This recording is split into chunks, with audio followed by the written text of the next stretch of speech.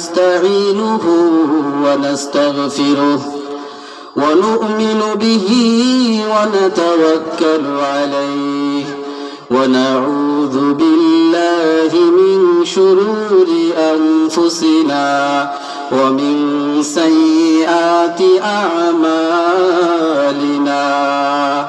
من يهده الله فلا مضل له ومن يضلله فلا هادي له ونشهد أن لا إله إلا الله وحده لا شريك له ونشهد أن سيدنا ومولانا محمدا عبده ورسوله أرسله بالحق بشيرا ونذيرا وداعيا إلى الله بإذنه وسراجا منيرا فقد قال الله تعالى في كلامه المجيد وفي فرقانه الحميد أعوذ بالله من الشيطان الرجيم بسم الله الرحمن الرحيم يومئذ تحدث أخبارها بأن ربك أوحى لها وقال النبي صلى الله عليه وسلم كل أمتي يدخلون الجنة إلا من أبى قيل ومن أبى يا رسول الله قال من أطاعني دخل الجنة ومن عصاني فقد أبى أو كما قال عليه الصلاة والسلام الحمد لله মহান আল্লাহ রব্বুল আলামিনের দরবারে লাখ কোটি শুকরিয়া আদায় করছি যে আল্লাহ রব্বুল আলামিন আমাদেরকে আজকে এই কোরআনের ময়দানে জান্নাতের বাগানে উপস্থিত হওয়ার তৌফিক দান করেছেন। সেই আল্লাহ রব্বুল আলামিনের দরবারে সকলে প্রাণ খুলে শুকরিয়া আদায় করি, সকলে বলে আলহামদুলিল্লাহ। এখন আপনারা যেখানে বসে আছেন, যে বাগানে আপনারা উপস্থিত আছেন, এটার দাম আছে না নাই? হাদিস শরীফের ভিতরে আছে মান সালাকা তরিকাই ইয়াবতাগি ফীহি ইলমান সালাকাল্লাহু বিহি তরিকাম মিন তুরুকিল জান্নাহ।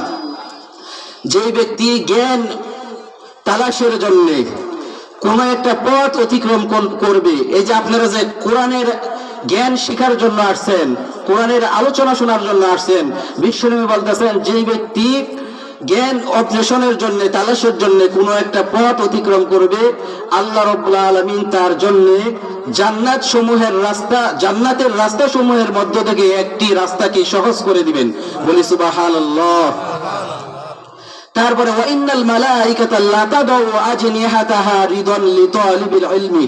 যারা কোরআনের আলোচনা শুনতে আসছেন, জ্ঞান তালাশ করতে আসছেন, কোরআনের আলোচনা জানার জন্য আসছেন, শেখার জন্য আসছেন, বিশ্বনবী বলতেছেন ফেরেশতারা, আল্লাহর রহমতের ফেরেশতারা, নূরের ফেরেশতারা, তাহাদের ডানাগুলো, তাহাদের সম্মানী পাখাগুলো এই সমস্ত লোকদের পায়ের নিচে বিছিয়ে দেয়। বলি সুবহানাল্লাহ। আর একজন আলেমের কত মর্যাদা, কত সম্মান। যে যার বয়ান আপনারা শুনবেন, এই আলেম ওলামাদের কত মর্যাদা, এই হাদিসের ভিতরে বিশ্বনবী বর্ণনা করলেন, ওয়া ইন্নাল আলিমা লা ইস্তাগফিরু লাহু মান ফিস সামাওয়াতি ওয়া মান ফিল আরদি হাত্তাল হিতানু ফি জাওফিল মাই। বিশ্বনবী বলেন একজন আলেমের মর্যাদা এত বেশি, একজন আলেমের জন্য আসমান সমূহের ভিতরে, সমস্ত আসমানের ভিতরে, জমিনের ভিতরে যা কিছু আছে সব কিছু একজন আলেমের জন্য কল্যাণের দোয়া করতে থাকে, বলি সুবহানাল্লাহ। হাত্তাল হিতানু ফি জাওফিল মাই, এবং কি সমুদ্রের মাছগুলো পর্যন্ত একজন আলেমের জন্য রহমতের দোয়া করতে থাকে, বলি সুবহানাল্লাহ। ওয়া ইন্না ফাদলাল আলিমি আলাল আবিদি কাফাদলিল কমারি আলা সাইরিল কাওয়াকিবি। একজন আলেমের মর্যাদা সাধারণ একজন আবেদের উপর, আবেদ কাকে বলে? আবেদ বলা হয় কিয়ামাল লাইলি ওয়া সিয়ামান নাহারি, হাদিসের পরিভাষায় যে সারা রাত নফল ইবাদত বন্দেগী করে কাটায়, সারা দিন নফল রোজা রাখে, অথচ সে আলেম না, এরকম ইবাদত বন্দেগীকারীকে আবেদ বলা হয়। একজন আবেদের উপর একজন আলেমের মর্যাদা বিশ্বনবী বলতেছেন এত বেশি, যেরকম ভাবে সমস্ত আসমানের তারকারাজির উপর চাঁদের মর্যাদা যত বেশি, একজন আবেদের উপর একজন আলেমের মর্যাদা তত বেশি, বলি সুবহানাল্লাহ। কাফাদলিল কমারি লাইলাতাল বাদরি আলা সাইরিল কাওয়াকিবি ওয়া ইন্নাল উলামা ওয়ারাসাতুল আম্বিয়া। এই হাদিসে বিশ্বনবী আলোচনা করলেন আলেমগণ হলেন নবীদের ওয়ারিস, নবীদের উত্তরাধিকারী, বলি সুবহানাল্লাহ। ওয়া ইন্নাল আম্বিয়া লাম ইউরাসু দিনারান ওয়ালা দিরহামান فإنما ورثوا العلم فمن أخذه أخذ بحظ وافر। এই নবীগণ কোন ওয়ারিস হিসাবে দিনার দিরহাম, কোন টাকা পয়সা ধন সম্পদ রেখে যান না। নবীগণ ওয়ারিস হিসাবে এলেমকে রেখে গিয়েছেন, জ্ঞানকে রেখে গিয়েছেন। যে ব্যক্তি এই জ্ঞান অর্জন করতে পারলো সে অটেল সম্পদ অর্জন করলো, বলি সুবহানাল্লাহ। তার মানে এই জায়গার মর্যাদা আছে না নাই, আপনারাই বলেন। আল্লাহ রাব্বুল আলামিন অসংখ্য অগণিত প্রাণী সৃষ্টি করছেন, মানুষ সৃষ্টি করলেন, মানুষকে সবচাইতে শ্রেষ্ঠত্ব দান করে দিলেন, বলি সুবহানাল্লাহ। কেন আল্লাহ মানুষকে শ্রেষ্ঠত্ব দান করলেন? অসংখ্য অগণিত প্রাণী সৃষ্টি করলেন, হাজার হাজার মাখলুকাত সৃষ্টি করলেন, মানুষকে এত সম্মান কিভাবে আল্লাহ দান করলেন, কেন দান করলেন? তাম পৃথিবীর যা কিছু আল্লাহ সৃষ্টি করছেন সব কিছু আল্লাহ রাব্বুল আলামিন মানুষের কল্যাণের জন্য, মানুষের সেবার জন্য আল্লাহ সৃষ্টি করে দিয়েছেন, বলি সুবহানাল্লাহ। আল্লাহ রাব্বুল আলামিন অসংখ্য প্রাণী সৃষ্টি করেছেন, তাদের মধ্যে ফামিনহুম মাইয়ামশি আলা বাতনিহি, এমন অসংখ্য অগণিত প্রাণী আল্লাহ সৃষ্টি করেছেন যেই প্রাণীগুলো তাদের পেটের উপর বর দিয়ে চলাচল করে। সাপ, বিচ্ছু, চেলা এই জাতীয় প্রাণীর কথা আল্লাহ বললেন। সাপ, বিচ্ছু, চেলা এই জাতীয় প্রাণীগুলো পেটের উপর বর দিয়ে চলাচল করে কিনা আপনারাই বলেন। এমন প্রাণী আছে ওয়ামিনহুম মাইয়ামশি আলা রিজলাইন, এমন অসংখ্য অগণিত প্রাণী আল্লাহ সৃষ্টি করেছেন যে প্রাণীগুলো দুই পায়ের উপর বর দিয়ে পথ চলাচল করে। হাঁস, মুরগি, কবুতর এই জাতীয় প্রাণীর কথা আল্লাহ জানিয়ে দিলেন, এই জাতীয় প্রাণীর কথা বললেন। মানুষও কিন্তু দুই পায়ে চলাচল করে, জোরে বলেন কথা ঠিক কিনা। ومنهم من يمشي على أربع, এমন অসংখ্য প্রাণী আল্লাহ সৃষ্টি করেছেন যেগুলো তাদের চার পায়ের উপর বর দিয়ে পথ চলাচল করে। গরু, বকরি, উট, মহিষ, দুম্বা এই জাতীয় প্রাণীর কথা আল্লাহ বললেন। এত প্রাণী আল্লাহ সৃষ্টি করলেন। সমস্ত প্রাণীদের মাথার দিকে আপনারা যদি লক্ষ্য করেন দেখতে পারবেন প্রত্যেকটা প্রাণীর মাথাটা সব সময় নিচের দিকে থাকে, জোরে বলেন কথা ঠিক কিনা। কিন্তু মানুষকে আল্লাহ রাব্বুল আলামিন এমন মর্যাদা দান করলেন, এমন শ্রেষ্ঠত্ব দান করলেন, কোন প্রাণীকেই দান করে নাই। মানুষের মাথাটা সব সময় উপরের দিকে থাকে, দাঁড়ানো থাকলেও মানুষের মাথা উপরের দিকে, বসা থাকলেও মানুষের মাথা উপরের দিকে, শুয়ে থাকলেও মানুষকে আল্লাহ রাব্বুল আলামিন এমন একটা অভ্যাস দিয়ে দিলেন, বালিশ অথবা উঁচা জাতীয় কোনো কিছুর উপর মাথাটা না রাখলে ঘুমটা আরামের হয় না, জুড়ে বলেন কথা ঠিক কিনা। এই সম্মান মানুষকে কে দান করেছেন বলেন? আল্লাহ রাব্বুল আলামিন এত মর্যাদা এত সম্মান কেন দান করলেন? আল্লাহ রাব্বুল আলামিন সূরা বাকারার শুরুতেই জানিয়ে দিলেন তামাম পৃথিবীর যা কিছু আল্লাহ রাব্বুল আলামিন সৃষ্টি করেছেন, হুয়াল্লাযী খালাকা লাকুম মা ফিল আরদি জামিআ। তামাম পৃথিবীর ভিতরে যা কিছু আছে, আসমান জমিনের ভিতরে যা কিছু আছে, যা কিছু আমি আল্লাহ সৃষ্টি করেছি, সব কিছু আমি আল্লাহ তোমাদের মানুষের কল্যাণের জন্য সৃষ্টি করেছি, বলি সুবহানাল্লাহ। আর মানুষের কল্যাণের জন্য আল্লাহ রাব্বুল আলামিন সব কিছু সৃষ্টি করলেন। মানুষকে কেন বানালেন? মানুষকে কেন বানালেন আল্লাহ রাব্বুল আলামিন সেই জবাব দিয়ে দিলেন। আল্লাহ রাব্বুল আলামিন বলেন, মা খালাকাতুল জিন্না ওয়াল ইনসা ইল্লা লিয়াবুদুন। জোরে বলুন আল্লাহু আকবার। আমি আল্লাহ রাব্বুল আলামিন জিন এবং মানুষকে সৃষ্টি করেছি একমাত্র আমার গোলামি করার জন্য, আমার ইবাদত করার জন্য। জিন এবং মানুষকে আল্লাহর গোলামি করার জন্য আল্লাহ সৃষ্টি করেছেন। আর তামাম পৃথিবীর সব কিছুকে মানুষের গোলামি করার জন্য, মানুষের খেদমত করার জন্য আল্লাহ বানিয়েছেন, বলি সুবহানাল্লাহ। এত মর্যাদা আল্লাহ কেন দিয়েছেন? আমাদেরকে আল্লাহর ইবাদত বندگی করতে হবে। আমরা দুনিয়ার পিছে চলতে চলতে আমরা আখিরাতের কথা ভুলে গেছি। আমাদেরকে মরতে হবে, দুনিয়া থেকে বিদায় হতে হবে, কবরে যেতে হবে, আমরা ভুলে গেছি। জোরে বলেন কথা ঠিক কিনা? আমরা প্রতিদিন মরতেছি, প্রতিটা মুহূর্তে আমরা মরতেছি। আল্লাহু ইয়াতাওয়াফাল আনফুসা হিনা মাউতিহা ওয়াল্লাতী লাম তামুত ফি মানামিহা ফায়ুমসিকুল্লাতী ক্বাদা আলাইহাল মাউতা ওয়া ইউরসিলুল উখরা ইলা আজালিম মুসাম্মা। আমরা প্রতিটা মুহূর্তে মরতেছি, প্রতিদিন মরতেছি। আল্লাহ রাব্বুল আলামিন ঘুমের ভিতরে এবং কি মানুষের মৃত্যুর সময় মানুষের রূহগুলি কবজা করেন, এবং কি যার মৃত্যু এখনো আসে নাই, মৃত্যুর সময় হয় নাই, তার রূহ আল্লাহ কবজা করেন হিনা মানামিহা, ঘুমের সময়। মানে যারা মারা যায় তাদের রূহ আল্লাহ কবজা করেন, যারা জীবিত মৃত্যুর সময় হয় নাই তাদের রূহ আল্লাহ কবজা করেন ঘুমের সময়। ফামিনহুম ফায়ুমসিকুল্লাতী ক্বাদা আলাইহাল মাউতা ওয়া ইরসিলুল উখরা ইলা আজালিম মুসাম্মা। এই ঘুমের সময় আল্লাহ রাব্বুল আলামিন সকলের রূহগুলো হরণ করে ফেলেন, কবজা করে ফেলেন। তবে যার ঘুমের মধ্যে যার মৃত্যুর ফয়সালা হয়ে যায় তার রূহটা আর ফিরে দেন না। রাতে ঘুমাইছে, সকালে আর উঠতে পারে না, এরকম লোক আছে না নাই? রূহ আর ফিরে দেন না। আর যার জন্য মৃত্যুর ফয়সালা হয় নাই সে ঘুম থেকে সকালে উঠতে পারে, তার রূহটাকে ফিরিয়ে দেওয়া হয়। এরকম ভাবে আমরা ঘুমানোর আগে দোয়া পড়ি, আল্লাহুম্মা বিসমিকা আমুতু ওয়া আহইয়া। ঘুমের দোয়া পড়ি কি পড়ি না? এই দোয়ার অর্থ হলো, হে আল্লাহ, তোমার নামে মরতেছি এবং তোমার নামে যদি সকালে যদি হায়াত থাকে তাহলে তোমার নামে জিন্দা হব। যদি তুমি হায়াতে রাখো, তুমি জিন্দা করো, তাহলে আমরা জিন্দা হব। এরকম ভাবে ঘুম থেকে উঠে আমরা একটা দোয়া করি, আলহামদুলিল্লাহিল্লাযী আহইয়ানা বা'দামা আমাতানা ওয়া ইলাইহিন নুশুর। ঘুম থেকে আমরা দোয়া পড়ি। এই দোয়ার অর্থ হলো সমস্ত প্রশংসা ওই আল্লাহ রাব্বুল আলামিনের জন্য, যিনি আমাদেরকে আহইয়ানা বা'দামা আমাতানা, যিনি আমাদেরকে মৃত্যু দেওয়ার পরে, মারার পরে আবার জিন্দা করে দিয়েছেন, এবং ওই আল্লাহর কাছেই আমাদেরকে ফিরে যেতে হবে। সুবহানাল্লাহ।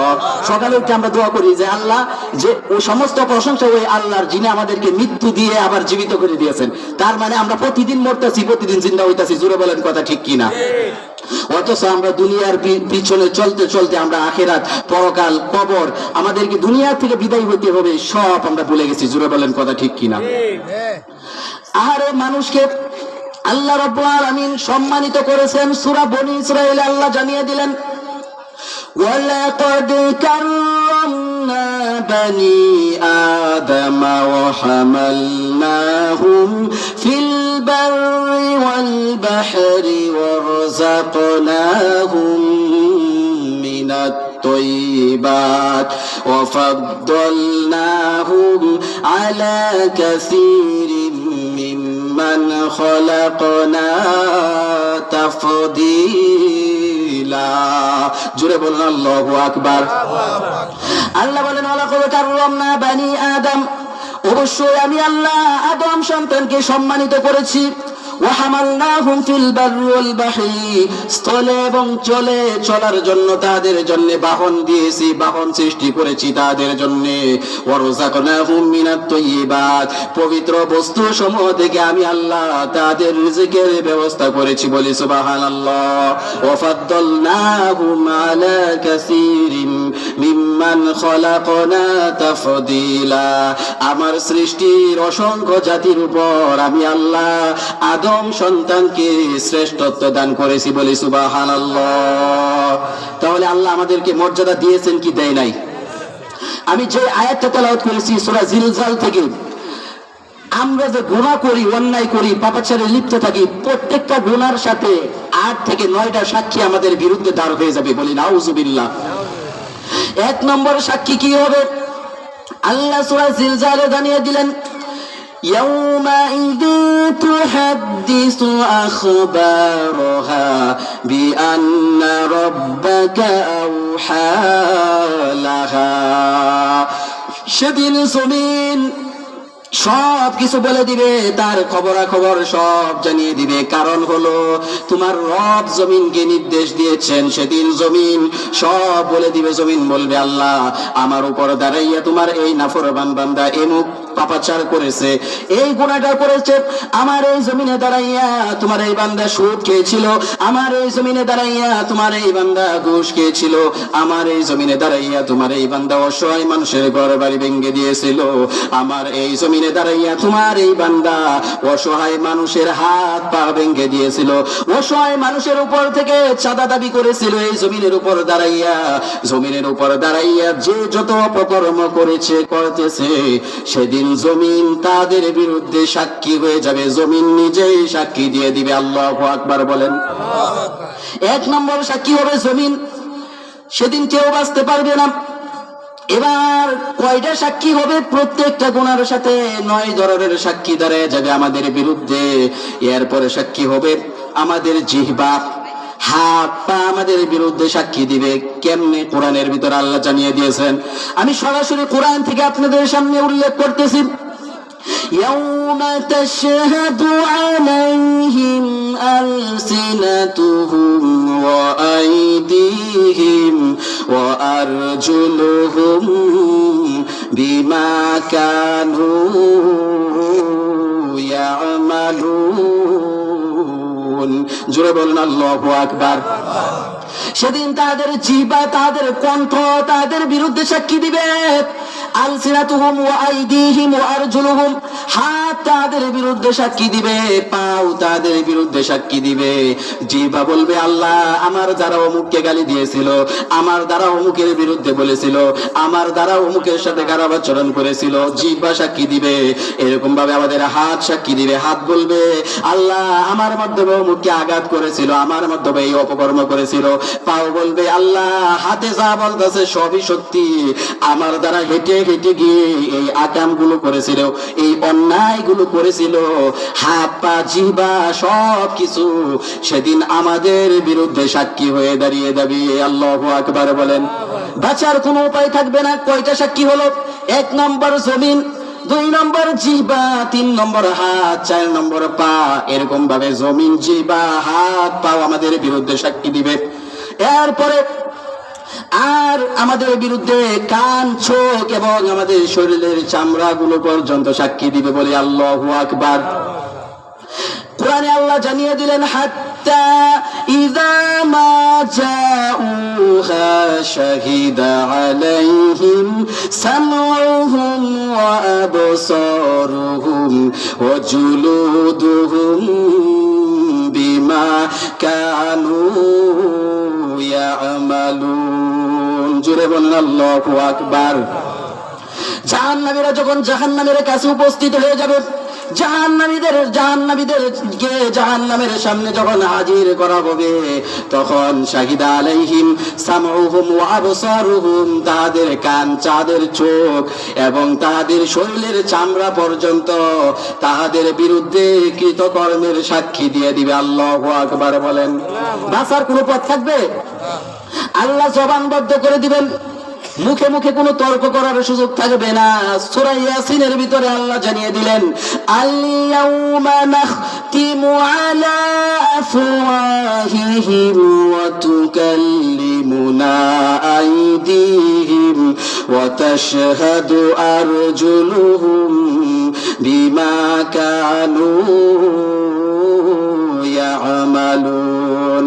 আমি আজ তাদের জবান বন্ধ করে দিব, তাদের হাত আমার সাথে কথা বলবে, তাদের পা তাদের কৃতকর্মের বিরুদ্ধে সাক্ষী দিয়ে দিবে। বলি সুবহানাল্লাহ। বাঁচার কোনো পথ থাকবে না। এরকম ভাবে কান সাক্ষী দিবে, আল্লাহ আমার দ্বারা গান অশ্লীলতা শুনেছিল। এরকম ভাবে চোখ সাক্ষী দিবে, আল্লাহ আমার দ্বারা বেগানা মেয়েদের দিকে তাকিয়েছিল, আমার দ্বারা এরকম ভাবে অশ্লীলতা দেখেছিল, চোখ সাক্ষী দিয়ে দিবে। এবং কি শরীরের চামড়া পর্যন্ত আমাদের বিরুদ্ধে সাক্ষী দিয়ে দিবে, আমাদের কৃতকর্মের বিরুদ্ধে। শরীরের চামড়াও যখন সাক্ষী দিবে, একটা মানুষ আশ্চর্য হয়ে চামড়াকে প্রশ্ন করবে। আল্লাহ তাও কোরআনে জানিয়ে দিলেন, মানুষ অবাক হয়ে যাবে। হাত পা এবং কি কান চোখ এগুলো তো সাক্ষী দিচ্ছে, শরীরের চামড়াও আমার বিরুদ্ধে সাক্ষী দিচ্ছে। সে অবাক হয়ে চামড়াকে প্রশ্ন করবে, চামড়াকে বলবে, ওয়াকালু লিজুলুদিহিম লিমা শাহিদতুম আলাইনা। চামড়াকে বলবে, কেন আমাদের বিরুদ্ধে সাক্ষী দিচ্ছ? তোমাদেরকে বাঁচানোর জন্যই তো, তোমার জন্যই সারাদিন আকাম কুকাম করেছিলাম, পাপাচারে লিপ্ত ছিলাম, অন্যায় করেছিলাম, তোমাকে বাঁচানোর জন্যে মিথ্যা কথা বলেছি, তোমাকে বাঁচানোর জন্যে সুদ খেয়েছি, ঘুষ খেয়েছি, চুরি করেছি। চামড়াকে তখন প্রশ্ন করবে, তুমি নিজেই কেন আমার বিরুদ্ধে সাক্ষী দিচ্ছ? চামড়ার জবান কে খুলে দিবেন আপনারাই বলেন? আল্লাহ রাব্বুল আলামিন শরীরের চামড়ার জবান খুলে দিবেন। চামড়া সেদিন কথা বলবে। চামড়া বলবে, قالوا أنطقنا الله الذي أنطق كل شيء وهو خلقكم أول مرة وإليه ترجعون। জোরে বলুন আল্লাহু আকবার। তখন চামড়া বলবে, চামড়াকে যখন প্রশ্ন করবে আমার বিরুদ্ধে কেন সাক্ষ্য দিচ্ছ, চামড়ার জবান আল্লাহ খুলে দিবে। চামড়া কথা বলবে। চামড়া বলবে, ওই আল্লাহ রাব্বুল আলামিন আমাদেরকে বাক শক্তি দান করেছেন, ওই আল্লাহ রাব্বুল আলামিন আমাদেরকে কথা বলার শক্তি দিয়েছেন। যে আল্লাহ রাব্বুল আলামিন প্রত্যেকটা জিনিসকে বাক শক্তি দিয়েছেন, প্রত্যেকটা জিনিসকে কথা বলার শক্তি দিয়েছেন, ওই আল্লাহ কথা বলার শক্তি দিয়েছেন। বলি সুবহানাল্লাহ। আর ওয়া খালাকাকুম আউওয়ালা মাররাতিন ওয়া ইলাইহি তুরজাউন। ওই আল্লাহ তোমাদেরকে প্রথম সৃষ্টি করেছিলেন, ওই আল্লাহর কাছে তোমাদেরকে ফিরে যেতে হবে। বলি সুবহানাল্লাহ। বাঁচার কোনো উপায় থাকবে? আপনারাই বলেন। এরকম ভাবে আমাদের প্রথম সাক্ষী কি? জমিন। আমাদের কৃতকর্মের বিরুদ্ধে জমিন সাক্ষী দিবে। এরকম ভাবে জিহ্বা, তারপরে হাত পাও, কয়টা গেছে? 4টা। তারপরে কান চোখ চামড়া, কয়টা গেল? 7টা। তারপর আরো 2টা সাক্ষী বাকি আছে, 9টা সাক্ষী আমাদের বিরুদ্ধে দাঁড়িয়ে যাবে। ফেরেশতা আছে না নাই আমাদের সাথে? আমাদের সাথে সম্মানিত ফেরেশতারা আছে। আল্লাহ রাব্বুল আলামিন কোরআনে সূরা ইনফিতরের ভিতরে জানিয়ে দিলেন, ওয়া ইন্না আলাইকুম লাহাফিযিন কিরামান কাতিবিন। অবশ্যই অবশ্যই তোমাদের উপরে সংরক্ষণকারীগণ নিযুক্ত রয়েছে, সংরক্ষণকারী ফেরেশতাগণ নিযুক্ত রয়েছে। কিরামান কাতিবিন। কিরামান কাতিবিন অর্থ সম্মানিত 2জন লেখক। কিরামান কাতিবিন, অনেকে মনে করে ফেরেশতার নাম, ফেরেশতার নাম না।